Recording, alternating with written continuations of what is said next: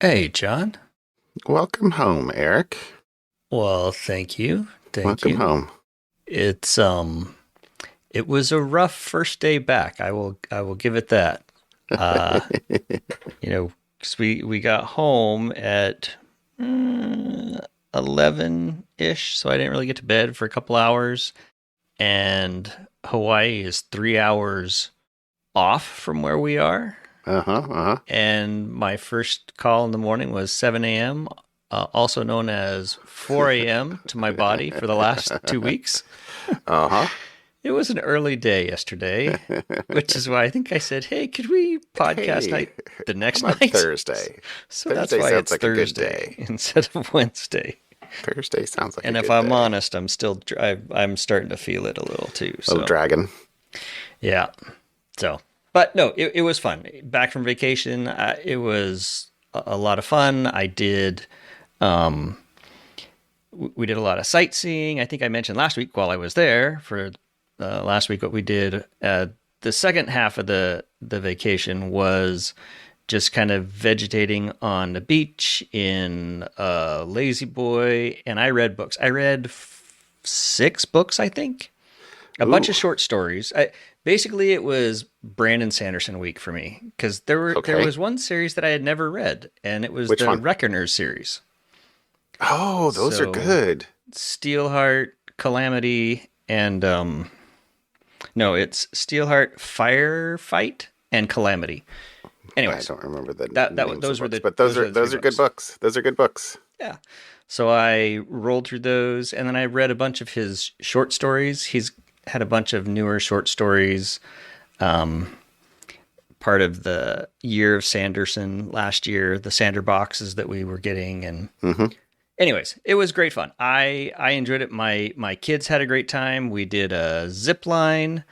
We went to the top of Haleakala on Maui, so drove to the top, and it was windy, like you can't stand straight windy at the top. So we didn't stay long because Okay. you go to Hawaii thinking it's gonna be warm. It was freezing at the top, and it was I don't know what 40 mile an hour winds, whatever the mile an hour winds are that you have trouble walking in, was at the top. So do you drive up or hike up? You drive up, so you can Okay. drive all the way to the top. And similar to the Big Island, they have an observatory and some government buildings up at the top for Telescopes? telescopes. It's not as big as on the Big Island, which is a dark sky island. I think that's what they call it. Ooh. Where even the street lamps on the Big Island, they're all a yellow tint, and they're so when it gets dark on the Big Island, it is dark. That's so cool. So, I would but like to. I would like to see that. Maui was kind of cool, and if anyone remembers the fires on Maui last year, Right. almost a year ago, it was August of last year. Um, we were staying just north of where that was at, and they had still a bunch of roads blocked off. There was a lot of construction, hauling debris still, Oof. and they had a lot of to try to give the residents who weren't affected. It was weird because there would like be a block of things that you could tell were burnout, and then there was a block of houses that were completely or appeared to be completely untouched. And then it was, but they had a bunch of very tall fences and try to preserve some amount of privacy for the residents of to avoid the tourist gawkers. Tourist. Yeah. Those are So the exact words I was going to use. Okay. Tourist yeah. gawkers. Yeah. So we didn't even. I mean, they had police at the entrances to different roads. I'm assuming that the signs that say "Please don't go down this road unless you're local" weren't enough because for the tourists, because even they had police at these Wow. entrances, and it was like that's too bad. And there's a lot of new construction going on, as one would expect, but we stayed north of there. Uh, it was a nice vacation. But my lesson that I learned is I need to take one extra day after I get back so that I can have a day of vacation from my vacation. And Vacation recovery day. yeah, exactly. A vacation recovery day. Because I could have used it yesterday, but it's all good. It's all good. It's all good. So it was fun. That's cool. I heard that we also missed some very hot days here. It was nice. As well as the road construction outside my house, the main road, Shoals Ferry there, was blocked off for a good chunk of, like, completely shut down for a good chunk of us being gone, which would have made it kind of a hassle for us to go anywhere, and we missed it all. So, and there you go. You're gone. Hey, I was gone anyways. Nicely played. Yeah, we planned nicely it. Played.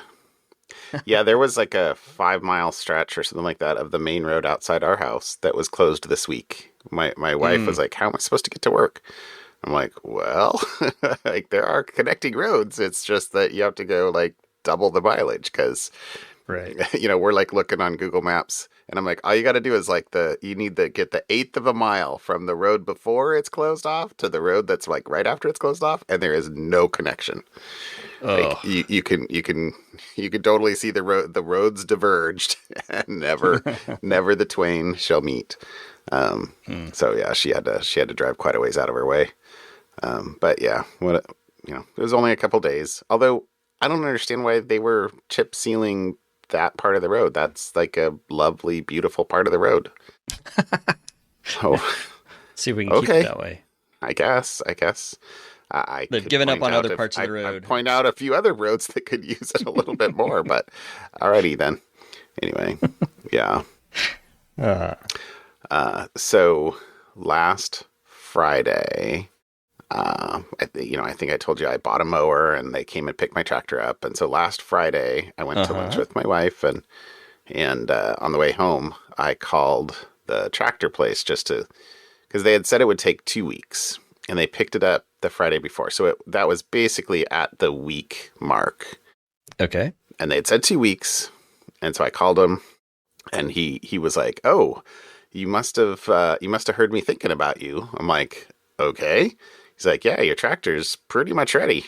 And I was like, "Ooh, as in like you could deliver it today and I can mow this weekend?" He was like, "Well, it's been a little slow here. I was kind of thinking I might just get the truck out myself and bring it over." I was like, "Well, that would be amazing." And so he did. Nice. And so I basically took a week less, which means that I have nothing fun to report this past week because I've been just working the whole week mowing. Butt off. Well, so I have like 2 kind of test plots / pastures that are like probably together. They're probably like, I don't know, 3 or 4 acres. And then I have the big, large pasture down below. So I was going to, anyway. Yeah, so Saturday I mowed the test ones. Sunday, a buddy of ours, came over and actually helped me fix the mower so that it mowed better for the good one, for the big one. So I'm actually really happy about how that worked out. And then, but like at the same time, I was like, so how about that rake and how's the baler? Because there was a broken part of the baler that he had. So I bought the mower and we're gonna split the mower, share the mower, and then he bought the baler and the rake. And with the baler was broken, and so like when I texted him on Saturday, I was like, "So I need to know before I start cutting what's going on," And he actually hadn't been home. He had been on vacation down at the dunes, like a 4-wheeling. Came back and blah blah blah. Anyway, net is that yes, I mowed Saturday and Sunday. I raked Monday and Tuesday again. I raked Monday and I baled Tuesday, but I raked again before I baled on Tuesday for the 2 front pastures. But then it was going to rain, blah, blah, blah. It's all this stuff. So my something fun will be related to this. Just suffice to say that I did not use sunscreen the first day I was out on the tractor for so long, and I regret that. So I did it for the next couple of days, but, water under the bridge with regard to sunburn. And but we have, and honestly, those first two fields, like they weren't super lush, but we got 106 or 109 bales off of them, and those are in the barn right now.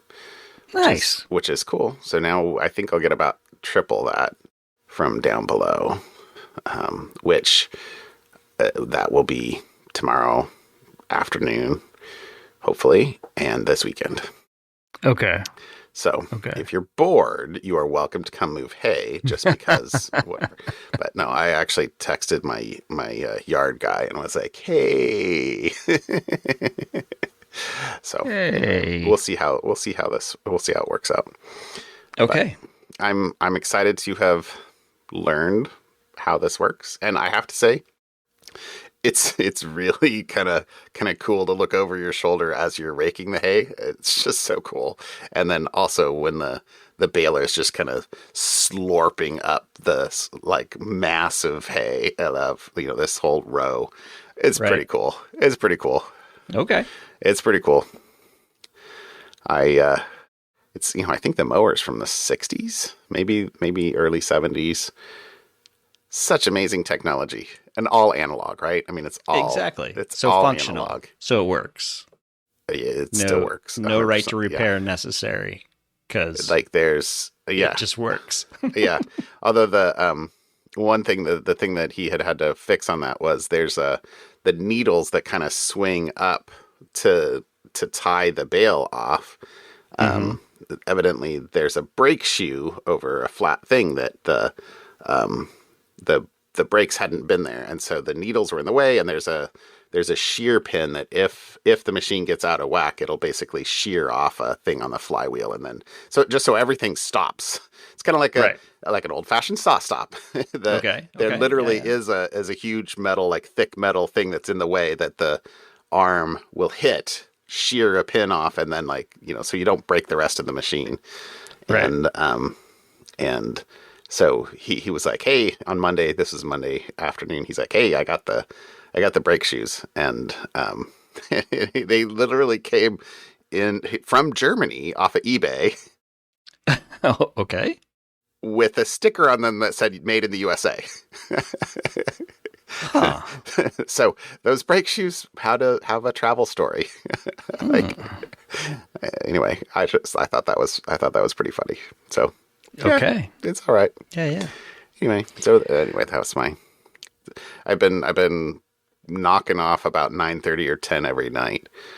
And I feel bad. I forgot about an 8 p.m. work meeting the other day. I came in at 8:15 to get a drink of water, and I was like, "Oh," they were texting me going, "Hey, where are you?" I'm like, "Oh, shoot, I'm really sorry. I'll be right there." Anyway, I feel bad. Oof. But anyway, it's all good. I'll get it all done. And then I'm going to go on vacation. Nice. So, all right.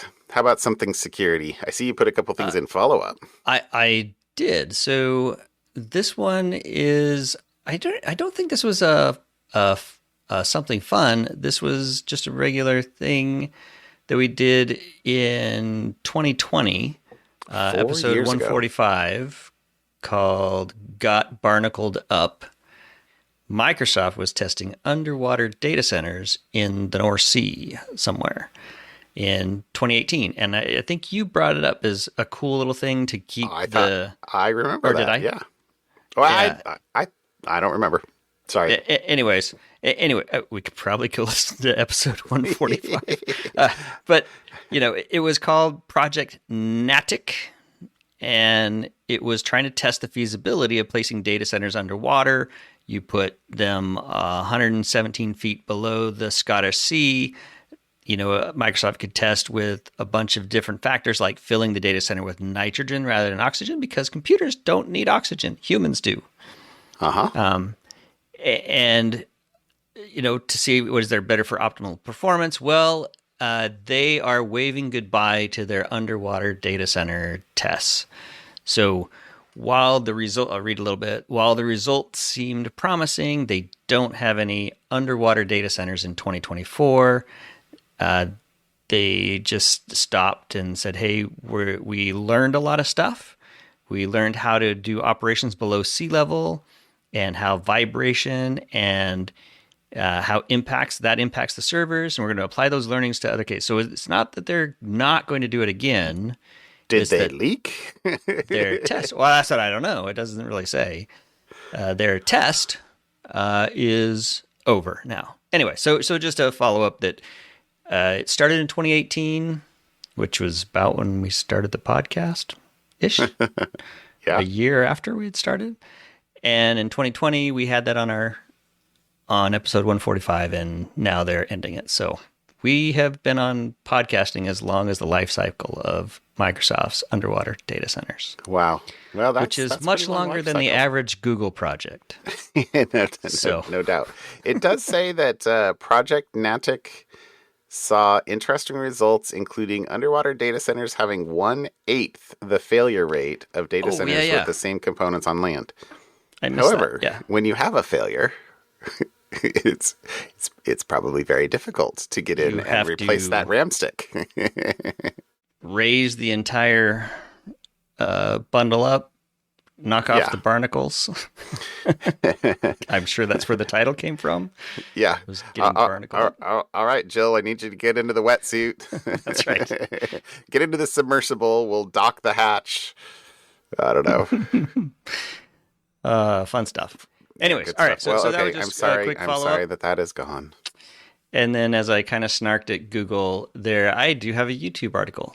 And this one is interesting because AI is everywhere. So I'm using what do you call it?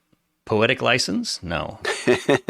Creative license on this topic. It's not really security related, but I thought it was cool. So YouTube is trying to convince record labels to license their music for AI song generator video site needs. And YouTube, any AI, needs content to train AI models on, and they want to do it legally because there have been several other companies that have been sued. Two AI startups, Suno and Udio, which the record companies, the leading record companies, allege that they're illegally using copyrighted recordings to train their AI models, and the music industry group is seeking $150,000 per work infringed. So there's already something. So YouTube is trying to get ahead of this and say, hey, we want to train our models. Wink, wink, we've already trained all our models. We just need, before we actually go public with them, I don't know if that's true. You got to assume there's something along those lines because apparently Google did create a project called Dream Track, and they got permission from 10 different artists to try to see if this would work. And so I think it says who they were. It doesn't matter. Anyways, I just think this whole AI is hitting all sorts of areas, and it's going to be interesting to see how it is, not just from a security perspective, but just from a general legal perspective. How is these Google-owned video sites going to be able to train their AIs to generate music so they can use it to combat with, sites like TikTok and others that are offering people Instagram or people who want to develop content for these sites, cool little audio snippets and whatnot. And it's a lot cheaper to just have an AI do it than to pay some human to go build 10 different, clips that nobody uses. So the flip side to this, though, for me is, it smells, and the article mentions this, it smells a little bit back like the days of Napster, right? When music was becoming digitized and then being shared online, the artists were very upset with Napster because, now they're the one CD that used to sell, or the tape or the record or whatever it was that used to sell and get you royalties, was now being copied without your knowledge and being shared. And so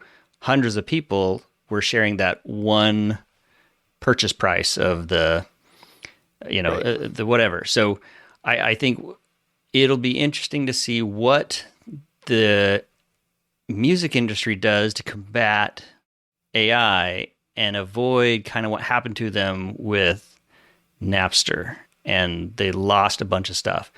There is one quote in here. An executive at a large music company says, the industry is wrestling with this.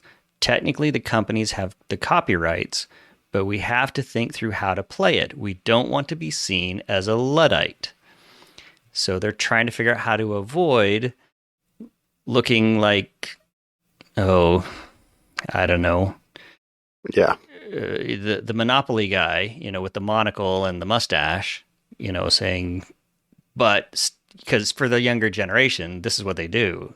Music is all online, all that kind of stuff. So for the music industry, back in April, so 3 months ago, more than 200 musicians, including Billie Eilish and the estate of Frank Sinatra, signed an open letter basically saying, unchecked AI will set in motion a race to the bottom that will degrade the value of our work and prevent us from being fairly compensated for it.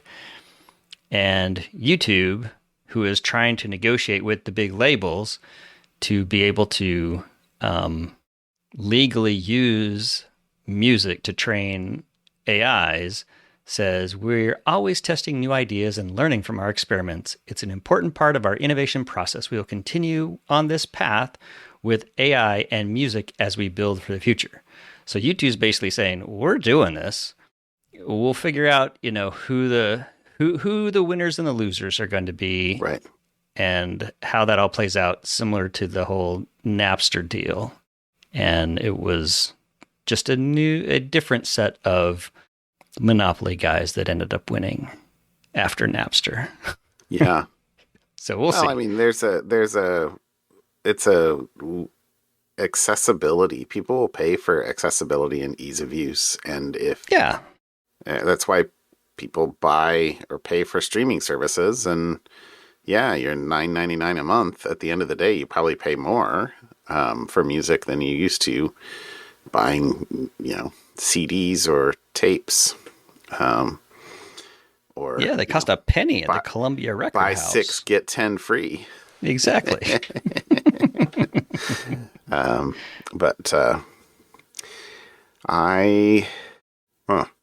We're only just coming into the realm where lots of recorded music is becoming, coming out of copyright, from the 1920s, right? Yep. So I don't think you can prevent. Yeah, I don't think you can prevent the ability to train models on music. It's just sort of what type of music is available at the moment. It'll get perfected, and really, I mean, if you're an artist, you want to get paid. How can you use it? How can you get paid? Yeah, what you add.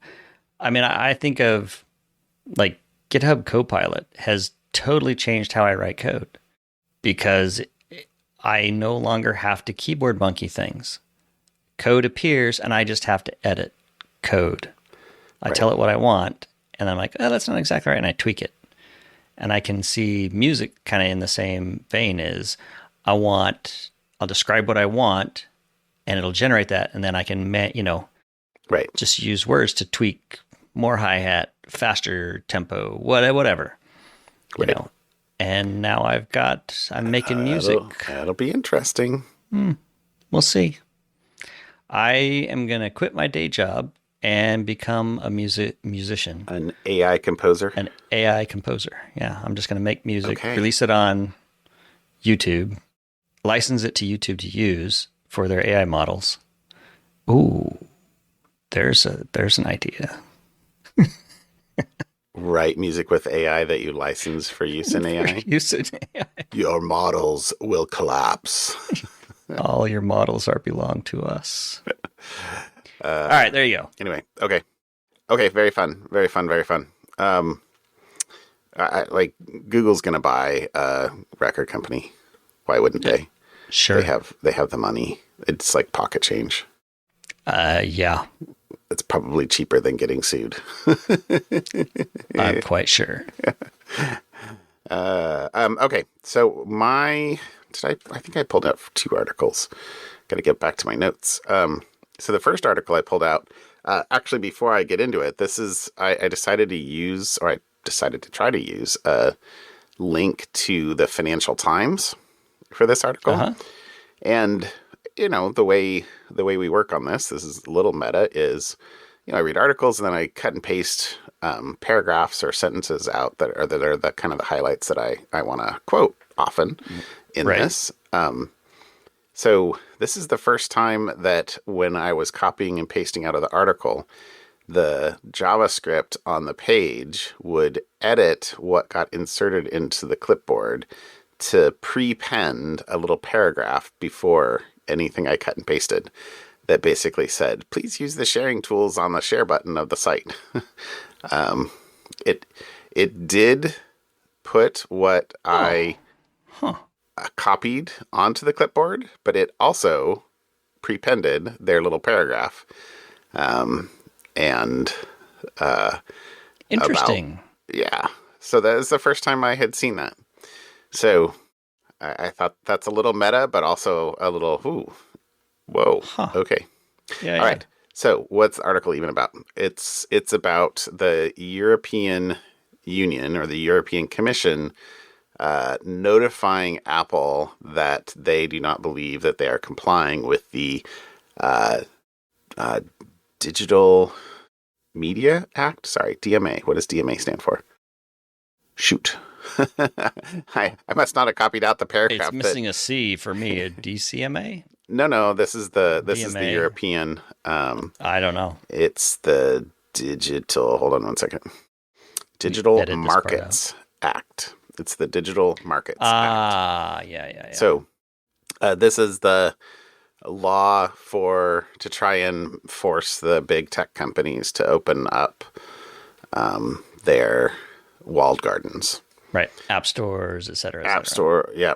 And they did mention in here that the Apple had been hit with a $2 billion fine a couple months ago for their anti-steering clause with respect to Spotify, I think, because they do have Apple Music.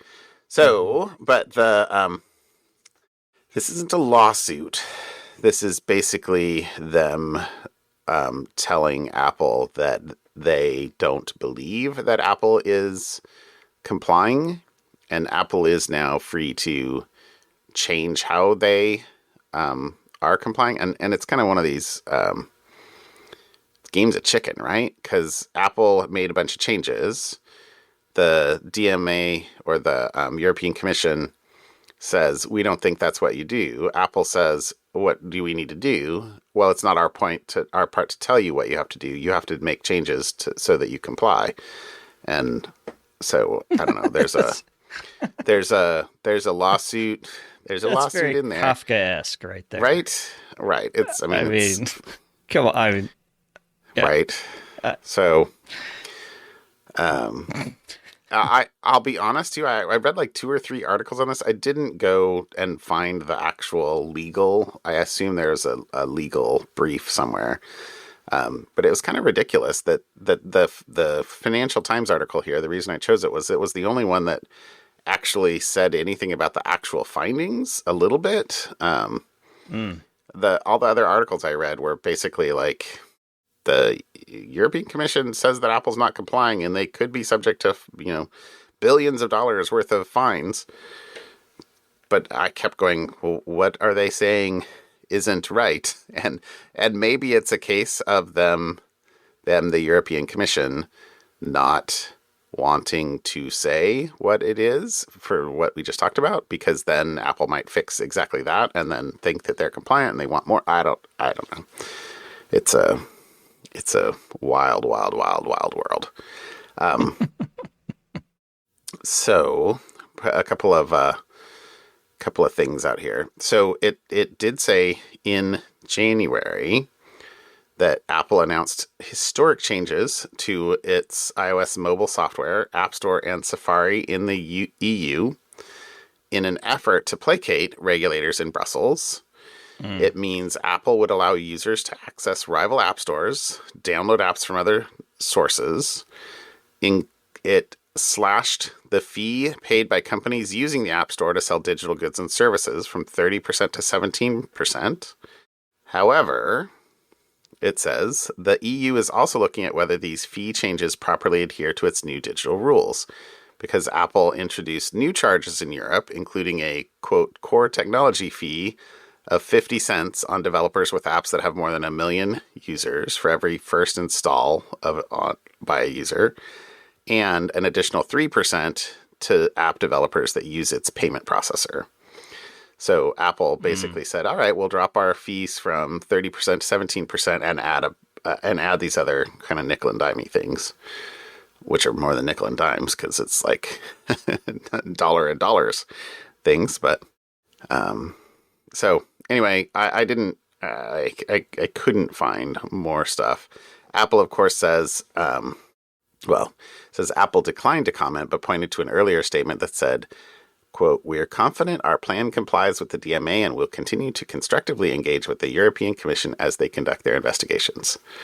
So, okay, I'm guessing Mr. Cook is not super happy. He's not super happy with the EU. Anyway, I'm gonna guess not. We'll see. Okay. Okay, so that was the first article. The second article, I don't think we talked about this. This actually came out, a week ago. So, well, maybe it must have come out after we recorded, because we recorded early last week. But this is a Krebs on security article. So, Krebs has a number of times been served lawsuits and sure. Or there's the famous like swatting and stuff like that. But yeah, so evidently there was an article, I don't think we talked about it, but in March, where he published a deep dive on a data broker called Redaris and showed how the original owners are two men in Massachusetts who operate Russian language dating services and affiliate programs and a whole bunch of other people search websites. So he gets a letter threatening to sue him for defamation unless he retract the story. And Krebs goes back and forth with them, or at least replies to them saying, tell me what's wrong. I'll rectify it if I can validate it. And he does change one thing. Because evidently the lawyer says that the primary person here, Lubarsky, Igor Lubarsky, is Ukrainian, not Russian. And so he's like, okay, so I'll publish, and says that, changes it to say that he's says he's from Ukraine, even though on the side he puts a little image that from Facebook, a copy and paste from his Facebook page that says he's from Moscow. So, okay, sure, you say that, and so the lawyer sends a second letter on he said it the 13th. Did I say what time? I think it was in May, but anyway, he sends a second letter that admits that the CEO of this company is actually a made up persona, like that it's somebody that doesn't actually exist. And so the rest of the article is Krebs like going super deep on a bunch of other stuff. So a little bit more in that. Went all Krebs on it. Oh, it's so good. It's so good. So it says, let's see. What did it say? So Mr. Gervitz's letter stated emphatically my reporting was lazy, mean-spirited, and obviously intended to smear the reputation of his clients. He says they were actually Ukrainian, and the story painted his clients in a negative light by insinuating they were somehow associated with Redaris and vaguely nefarious elements in Russia. Right. But neither of his clients were Gary Norden, who's the made-up CEO, and never had any leadership positions at Redaris or financial beneficiaries of the company in any way. So, in the June 13th letter, he explained that the name Gary Norden was a pseudonym invented by the Redaris marketing division. This is a startling admission given that Redaris has quoted the fictitious Gary Norden in press releases published and paid for by Redaris and in news media stories where the company is explicitly seeking money from investors. In other words, Redaris has been misrepresenting itself to investors from the beginning. So then he goes and there's a particular investing company that supposedly owned this company. So he looks for email addresses with that domain in a data breach, finds 2 of them, one of which is like nd at die5.com, who he's like, well, that's probably this, or sorry, it's gn at die5.com, who's like, well, that's probably this fictitious Gary Norden, right? But then there's also let me go back up to this and actually find this out. Sorry, I'm skimming through the article. Yeah. Yeah. So it's Dan. It's Dan. So this is the Dan Lubarsky. So there's a Dan at die5.com and a GN at die5.com. Presumably GN stands for Gary Norden.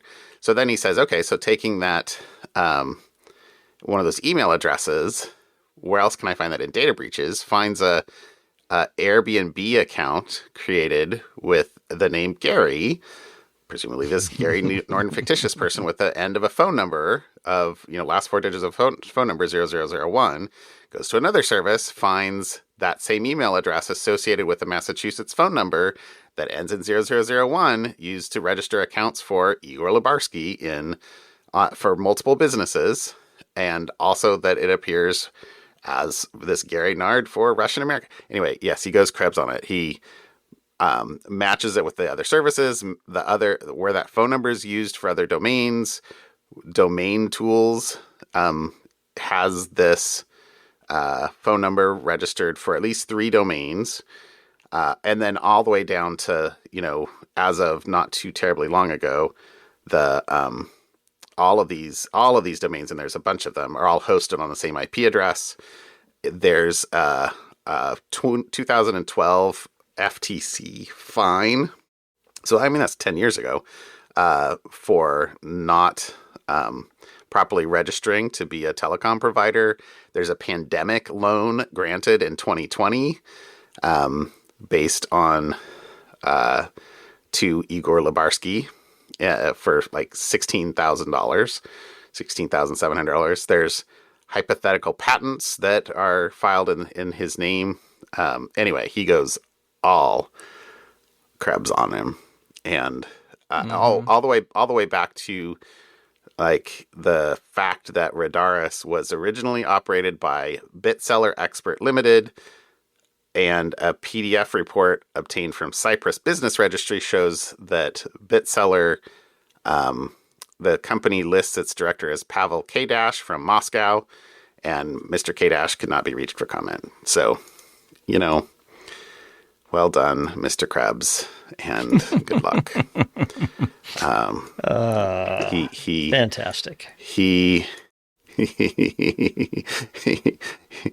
I guess this is open source OSInt, right? Open source intelligence. It's all there. It's all there. Everything is online. Everything is online. Yeah. All right. Yeah. There you go. So those are my 2 articles. So well done, Mr. Krebs. All right. My something. How about fun. something fun? How about something fun? My something fun is on brain waste. What?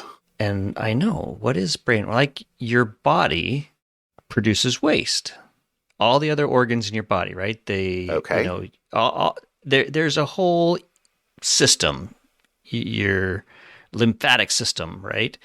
So I guess it made sense, but I was unaware that apparently your 170 billion brain cells, as they go about their daily tasks, produce a lot of waste. And to stay healthy, the brain needs to wash away that debris. But how it I've does never this thought has about remained a this. mystery. I know. It's a fascinating article. I had never thought about this. So, two teams of scientists, this is an NPR article, detailed description of the brain's waste removal system. So they were trying to figure out how does it work, right? Anyways, the papers that were just published in the Journal of Nature suggest that during sleep, slow electrical waves push the fluid around cells from deep in the brain to the surface. And there, a sophisticated interface allows the waste products in that fluid to be absorbed into the bloodstream, which takes them to the liver and kidneys to be removed from the body. And so this is part of this kind of comes into another tie here with Alzheimer's, is one of the waste products that is carried away is amyloid, the substance that forms the sticky plaques on the brains of patients with Alzheimer's disease. And there's growing evidence, that I'm paraphrasing from the article now, that the Alzheimer's disease, the brain's waste removal system is impaired. And so instead of some other efforts to stave off Alzheimer's, one of them is, hey, if we can just restore proper drainage, can we prevent Alzheimer's disease? Is that the problem that we flush your brain every couple days? Yeah, exactly. So they started looking. Anyway, super cool of this whole idea that I had never thought that the brain produced waste. It never, but I guess in general it makes sense. That a team has used mice to develop a form of Alzheimer's, and they exposed these mice to bursts of sound and light that occurred 40 times per second. And those tests showed that the waves increased the flow of the clean cerebrospinal fluid into the brain and the flow of the dirty fluid out of the brain. And they also showed that the fluid was carrying amyloid, that stuff that builds up in the brains of Alzheimer's patients. And so it's an article they've published. They've shown how the waste appears to be crossing the protective membrane that usually isolates the brain. And it's around this vein, there's this sleeve that's never fully sealed. And that's where that cerebrospinal fluid is coming out of and transferring the waste into the body's lymphatic system. There's a bunch more. I want to see this. I thought there was like a blood-brain barrier that makes it so the blood doesn't go to the brain. So directly, anyways, but that's my something fun. Go learn about the glymphatic system. The scientists have named that transfer, the washing away the waste from the brain, clear fluids to the dirty fluids, the glymphatic system, in a nod to the body's lymphatic system, which helps in fight infection. It maintains fluid levels and filters out waste. Anyways, cool, fun, cool fun. That seems awesome. So I would like for them to figure this out before I get old enough to contract Alzheimer's, please. I try to learn something new every day. This was a very successful learning something new today. I think this is very cool. All right. Okay, I will go read the article. I haven't read the article. I just read your notes, but okay. Yep. That is so much cooler than my something fun, but my something fun, I didn't do anything fun this week. So other than Friday night after the tractor got dropped off, my wife, actually, I think I had to work for a while more, but so my wife was like finding YouTube videos to send me about how to hay. and the link I'm going to put in here is to a series of a seemingly super nice gentleman in, I think, Pennsylvania that has a 3-part series on how to hay. And I thought someone has done this. You do not have to be a farmer to enjoy watching these videos. I promise you. And it's super enjoyable, and it's cutting is the first video. Raking is the second, and baling is the third, and of the 3 video series. And they're all like 10 minutes long or 12 minutes. They're not too terribly long. And he's got super almost enjoyable. 500,000 subscribers. 452,000 subscribers. Wow. I did not even notice that. But this is a popular dude. I did not even notice that. So yes, see, I promise you that most of those people have never actually sat on a tractor, and they have very much enjoyed some of these videos. But yeah, exactly. In fact, my wife said she went and watched a whole bunch of other ones, like how they got started on their farm, and I think she told me, and I didn't watch them, but that he used to be an architect or something like that, and blah blah blah. Okay. So, but clearly handy person, and probably now, I don't know, if you have 500,000 subscribers, do you make money on YouTube? I don't know. No idea. But 452,000 subscribers. That's impressive. Yeah. That's impressive. So anyway, go watch these videos because they're awesome. And when you are watching the baling video, just think of like me looking over my shoulder, watching those rakes, like pick up the row of hay, and me going, "Oh, that's really cool." It's really what cool. What did John do this weekend? I'm going to watch some YouTube videos and live vicariously. Yep. I will not be over. No, you shouldn't. I appreciate your invite, but I will not. No. Be over. Yeah. Hey, would you like some pain and suffering? It's free. All right. Well, there you go. Enjoy. And, cool. I didn't even say the name of that. I should have said the name of, what is it? It's just a few acres farm is the name of the YouTube channel. Just a few acres farm. And I am going to go watch that. It's enjoyable. It's enjoyable. All right. All right, my friend. Have a good night. Have a great night. We'll see you. I'll talk to you later. Bye. Bye.